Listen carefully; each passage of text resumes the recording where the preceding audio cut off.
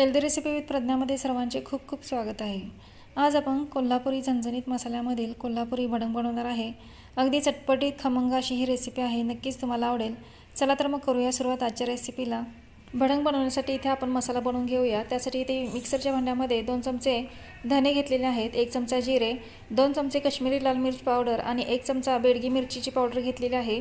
त्याचप्रमाणे इथे गरम मसाला 1 चमचा घेतलेला आहे आणि लहान अर्धा चमचा हिंग घेतलेला आहे। हे मिक्सरला बारीक करून घेऊया। तुम्ही बघू शकता इथे मी मिक्सरला अशा पद्धतीने हा सर्व मसाला बारीक करून घेतलेला आहे आणि रंगही खूप सुंदर आलेला आहे मसाल्याचा।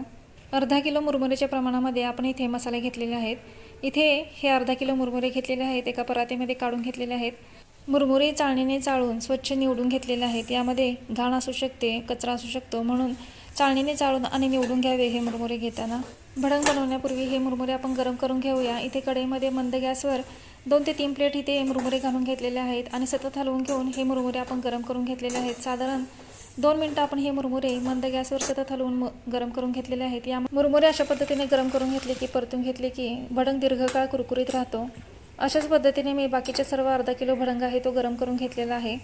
अर्धा किलो मुरमुऱ्यासाठी इथे आपण 1 कप शेंगदाणे घेतलेले आहेत। मंद गॅसवर हे शेंगदाणे तेलामध्ये छान असे परतून घेऊया। हलकासा रंग बदलेपर्यंत हे शेंगदाणे छान असे कुरकुरीत होईपर्यंत परतून घ्यायचे। मंद गॅसवर परतून घ्यायचे म्हणजे हे छान कुरकुरीत बनतात। खूप जास्त हाय फ्लेम करायची नाही, तर हे फक्त करपून जातात आणि त्याचा क्रंच राहत नाही आणि चवही बदलते। मंद गॅसवर शेंगदाण्याचा रंग बदलेपर्यंत इथे शेंगदाणे तेलामध्ये छान असे तळून घेतलेले आहेत। इथे मोठा झारा आहे, तेल गाळायचा झारा आहे। यामध्ये शेंगदाण्यामधील तेल आपण गाळून घेऊया। इथे मी शेंगदाण्यामधील सर्व तेल गाळून घेतलेलं आहे आणि इथे एक बाउल घेतलेला आहे। या बाउलमध्ये हे शेंगदाणे काढून घेतलेले आहेत। आता यामध्ये आपण 1 कप खोबरे घालूया। हे स्लाइस केलेलं सुकं खोबरं आहे। हे सुकं खोबरं आपण छान असं गोल्डन ब्राऊन कलर होईपर्यंत तळून घेतलेलं आहे तेलामध्ये। परत त्याच झाऱ्यामध्ये आपण हे खोबरं काढून घेतलेलं आहे आणि तेल गाळून झाल्यानंतर हे खोबरं आपण परत बाउलमध्ये घालून घेतलेलं आहे।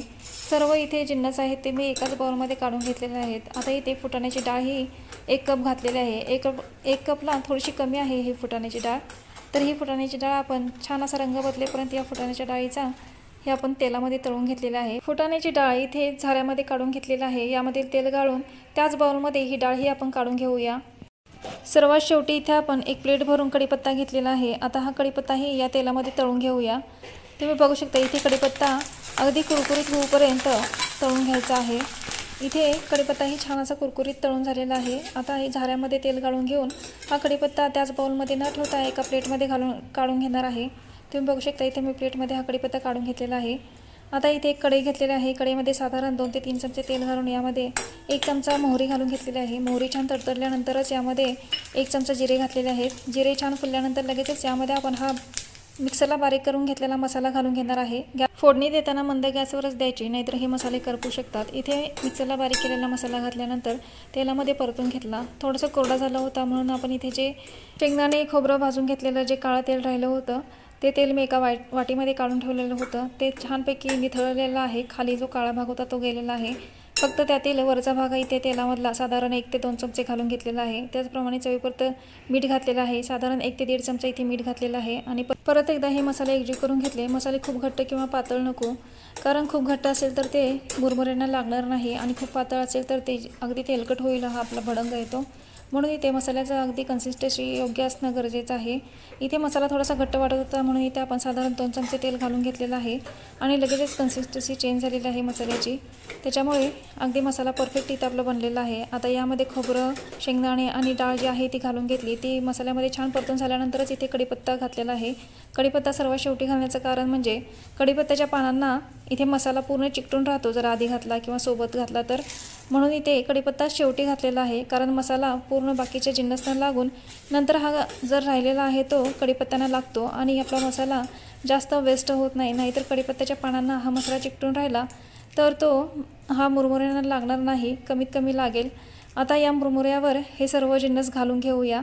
तुम्ही बघू शकता इथे मसाल्याचा रंगही खूप सुंदर असा आलेला आहे। कढईमध्ये बरेचसे तेल आणि मसाले राहिले होते म्हणून इथे थोडीशी मुरमुरे घेतली आणि कढईमध्ये घालून मिक्स करून घेतले। मसाल्यामध्ये मिक्स केलेले शेंगदाणे, खोबरं, कढीपत्ता, फुटाण्याची डाळ आपण मुरमुऱ्यामध्ये मिक्स करून घेऊया। इथे मी झारानेच मुरमुऱ्यामध्ये मसाले मिक्स करून घेतलेले आहेत आणि इथे आपला परफेक्ट कोल्हापुरी भडंग बनवून तयार झालेला आहे।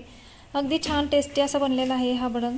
भडंग मिक्स करून झाल्यानंतर आणि भडंग थंड झाल्यानंतर यामध्ये 2 चमचे पिठी साखर घातली तरी चालेल, पण मी इथे पिठी साखरचा वापर केलेला नाही, कारण हा कोल्हापुरी भडंग आहे थोडासा तिखट आणि झणझणीतच हा टेस्टी लागतो।